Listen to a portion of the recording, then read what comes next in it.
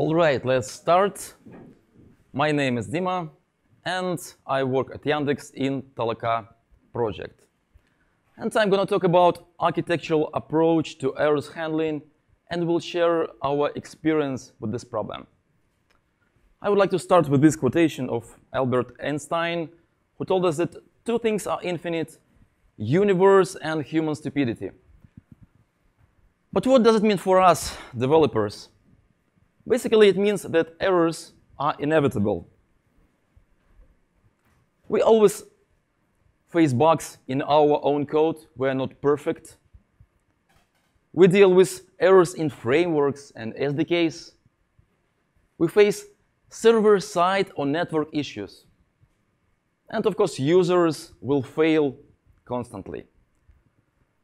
But before we talk about proper error handling, let's take a look at poor error handling example.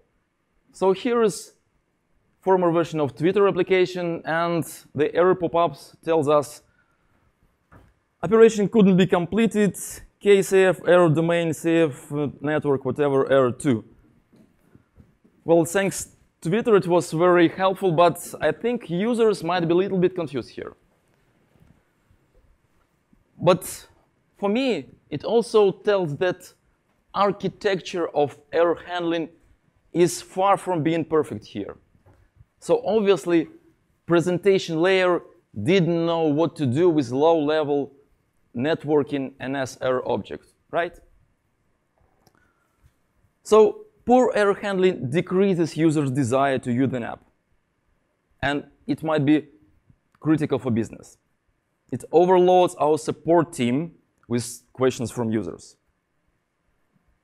It spoils code quality and architecture because different places of our code will have different approaches to error handling. So it's all about architecture.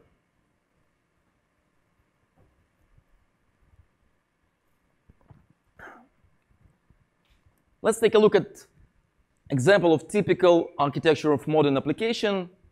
It can be MVC, MVVM, Viper, whatever. But in general, it has layers. And sometimes it even follows solid principles. And we will assume that application has at least 4 layers: presentation layer, business logic layer, data coding layer, and low-level frameworks. So where can an error occur here? Obviously anywhere, right? But where should it be handled? Generally, it should be handled in a layer which can recover from that error, which has enough knowledge how to recover. But how can handling point understand the whole story of what was going on lower in low levels? And this is where devil lives in. So we have come up with architectural solutions for this problem. These solutions are similar to solid principles, but applied to error handling. One of them is splitting errors by responsibilities. So each layer, module or submodule, has its own type and error codes list. Returning an error to an upper layer causes its wrapping into another type to add layer-specific context, so it can understand what can he do with an error, or should it pass upper. And that is creating an event chain that describes the whole path, the whole story of what was going on, but without unnecessary implementation details. And this is similar to inversion of control solid principle. And let's take a look how it works. So here we have our layers, and user action causes chain of events in lower layers, right? So in this case, getting some data from the network. And then the data being returned, and it is being converted in each step from data to JSON dictionary, then to model, and then probably to view model, and then it's being presented to user, right? In the case of requesting from the database, the same entity is converted to an as-managed object, then to model, and again shown to user. But how about the case when error happens? We can do the same. We can convert error on each step. So low-level core data error will cause creation of specific object that knows exactly what was wrong in core data. But it's not very important upper. We only have to understand that something was wrong there. And the next layer will create its own error type. For instance, for data access layer, it's caching error, and pass it up where it's wrapped into logic error that knows which logic did break. And then user presentation layer creates user errors that knows how it should be presented to a user. And that makes it also convenient when we would like to recover error somewhere in the middle, because middle layer will have better picture of what was going on there, and it will have more information. For instance, if reading from database failed, right? We can understand that, having this picture, and try to recover asking the network. And if that fails, that will create another chain of errors that we see here. So let's take a look how wrapping an error works when error is bubbled up. Low-level error is passed up where another type of object is created, and the source error is attached to it using so-called underlying error reference. And it happens in each layer consistently until we get the error chain. It looks like this, which is actually an event chain that represents what happened, where underlying error is cause of wrapping error, and wrapping error is context for underlying error. So what's very important here, that such chain is unique and stable enough to trace this error. And it's much more beneficial than, for example, stack traces that we're using for crashes, because they depend on function names, line numbers, etc. And for us, sometimes it's difficult to match the same crash between different versions of our application. So for that chain, we have developed representation for identification of them, short and full. Short one takes only 2 letters from the error type and adds numbers for error codes. And full representation takes name of the error type and name of enumeration that represents exact error code. And thanks to Swift, this is generated automatically. So let's dive into implementation.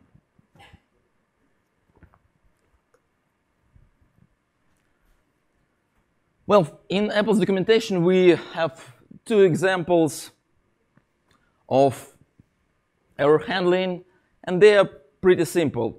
First one of them is having just an enum, and the only thing it does, it prints errors, and it's only valuable for a developer in debug mode.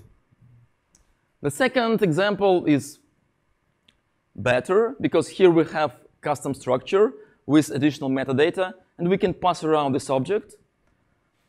But still, it's not generic approach. It cannot be applied the same way for the whole application, because every developer can create his own struct with his own metadata and his own way to identify this error. And another issue, all this example focus on try-catch mechanism, which has one issue.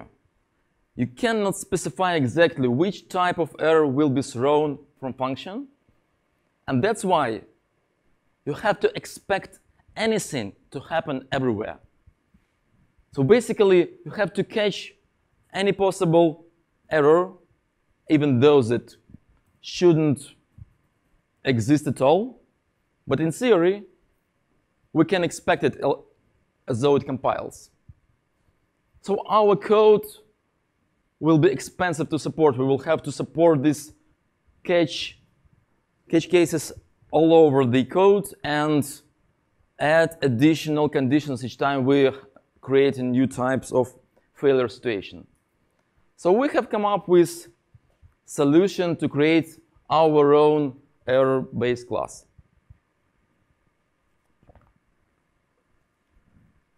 Subclasses of that class will identify different types of errors. And we can specify return values of functions with these subclasses, or specify return values in closures. So when we decided whether to create our own base class or use standard NS error or Swift error protocol, we were considering the following things. First of all, NS error is weakly typed. So it only has string for domain, integer for error code, and dictionary for parameters. So it's easy to mix things up. So you can assign wrong code to a wrong domain, or you can mix things up in dictionary. You can find terrible example of misusing NS error in this Apple's domain, because error codes are split all over the different header files, and it's really difficult to understand which constant with integer belongs to which domain. As for Swift error protocol, it's just empty. And you have to support additional protocols to join things together. So we have created our own base class using Swift generics. We have created base protocol for error codes, which is just row representable for integers, and base error class, which is parameterized with this base error code conforming enumeration. This class accepts error code that matches only that specific subclass, underline error, optional system message, and also it gives us basic instruments for identifying this error, so making the representation that we saw before. So with that base class, it's super easy to create error child classes. So all you have to do in this case is error class for location service. In this case, you only have to create your own enumeration that conforming base error code protocol. You have to override one single method that will identify the domain. You have to optionally create type alias for closures, which is just convenient. And that's it. Now you can instantiate error and pass a code. And that code will only match that type of error. Otherwise, compiler will not let us do it.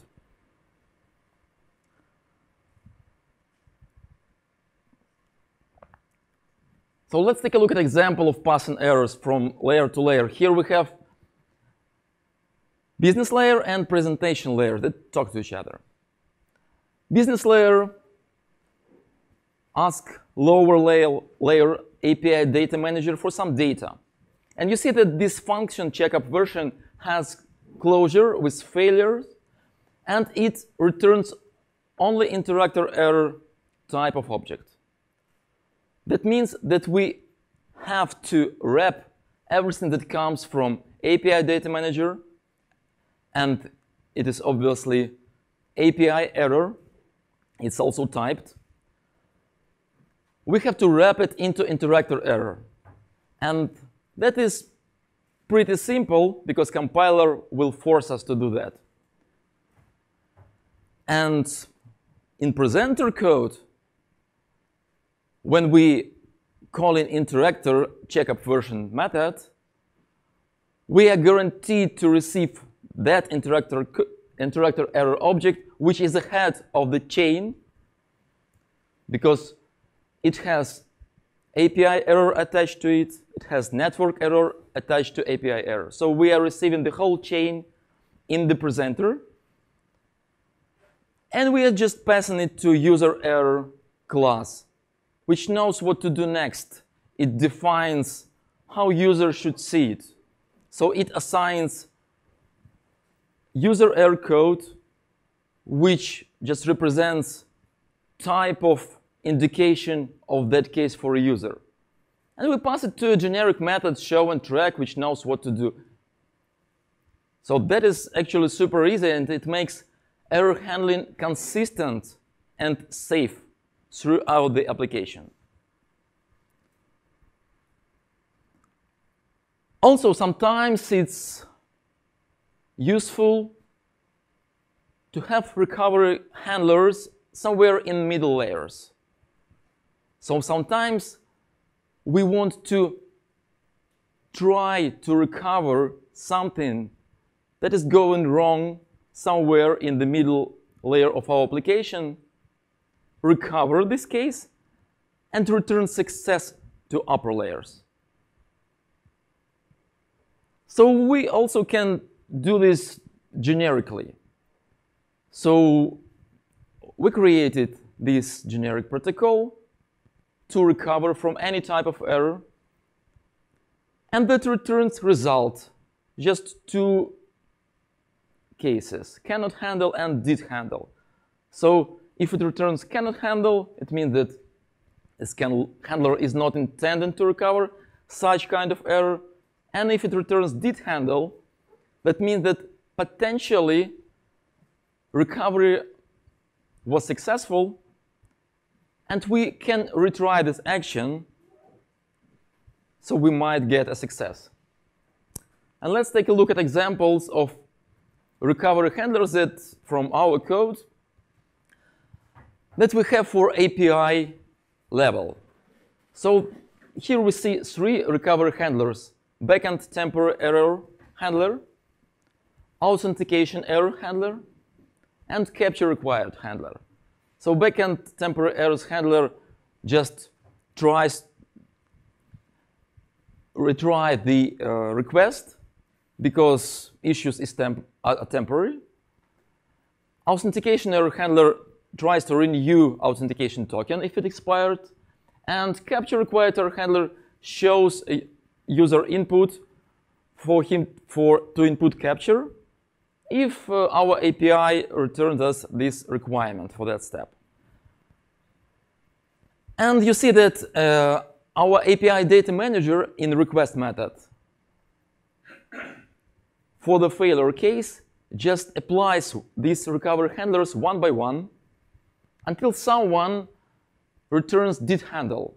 And that indicates that we can retry the request, and it might be successful. Then we return success to upper layer, into business logic layer, and it doesn't even notice that something went wrong lower. So for him, it was just another successful call.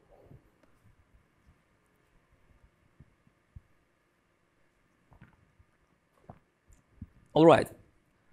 So despite the fact we're trying to recover errors automatically, user will still get it. And for users, there can be 2 scenarios of errors they get: recoverable errors and non-recoverable errors. So recoverable errors are informative, describing what had happened, and helpful. So they should give user a hint what to do next so he can recover himself. So here you see examples from our application. And you see that these pop-ups have additional button with the action user can do. Otherwise, they will be definitely confused, and it will not be a good experience. So you see that there's nothing technical here, only valuable information. Non-recoverable errors mean that we have some bug in our code or our server is broken. So the only thing we can do here is to say that something went wrong and user can try again later. And we can track it to our tracking system and let user option to report this case. For debug builds, as you see in the right picture, we can even include the whole full representation of error chain. So when QA shows us phone with this pop-up, for us developers, it's super easy to understand very quickly what went wrong here. So in production, we're using the middle option. We're showing this short code.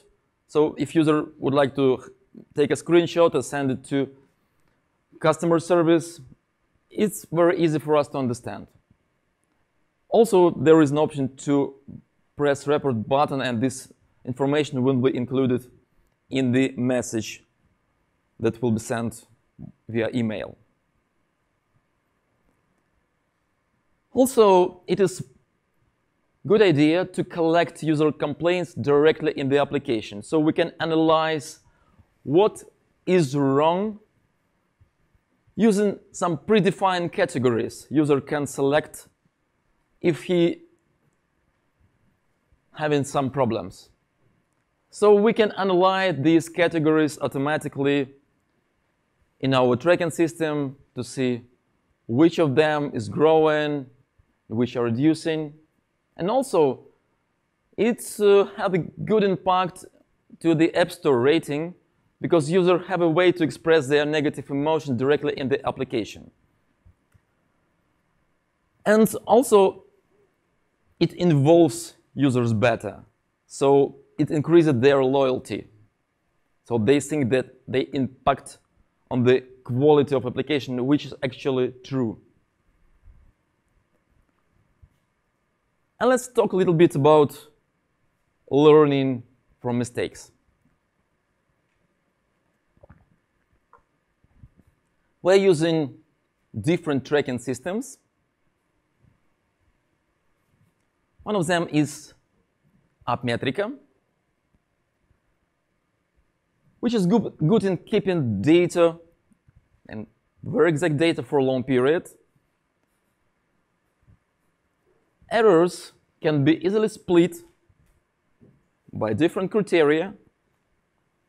We can have quick and precise charts for our error cases. And we can download raw data to make any our custom analysis later on. So here's an example. I don't know if it's visible here, but we were analyzing the error case, which is written there in the bottom, splitting it by type of network connection, which was helpful for investigation. And since I wasn't paid for advertising AppMetrica, Google's Fabric is also a good option to visualize errors in real-time monitoring. Notifications about new error chains that we generate, rapidly growing cases of error, regressed issues, worked very well with our way to identify error cases. So we can mark some error cases as resolved, and they will send us notification if they appeared again in next versions of application. They also attach stack trace and device descriptions. And here you can see that it shows graphs for our error chain strings. And those that are crossed out are just error chains that we mark as resolved. So we can analyze if they were really fixed in next versions or not. And they also have these beautiful graphs for each chain. You see the chain identification at the top, split by devices in this case. So for us, the way we encode the error case works very good with tracking systems, both AppMetrica and Fabric. Each specific case can be also investigated because we can see exact conditions on specific device at the moment of appearance of this. And we get different notifications. They look like this. So you see that error chain that you see in blue is currently top trending issue in our application. This one is new. It had never been seen before. So we have to pay attention, investigate this case. For us, basically, it gives enough information. And that is regressed issues that we marked as closed, as resolved previously, but it appeared again in next version. So general strategy to reduce errors when we analyze them is working with convenient error case identifiers. Fix frequent errors that we can see in our tracking systems. Fix severe errors that come from users that call to support or write them. Track fixes throughout app versions so you can understand where they were really fixed or not. And again, this is simple using that identification. And we have to repeat it each sprint again and again, reducing number of error situations in our application. And to conclude, so let's recap rules of good error handling. First rule, painless for user. So it should be clear and recoverable for him. Easy for developer. Error handling should be consistent throughout the application and safe. Try to make compiler do the job for you. And efficient for team. It should be easy and comfortable to monitor and analyze everything what's going on in reality in real time. And I would like to finish with this quotation and wish you good luck in error handling. Thank you.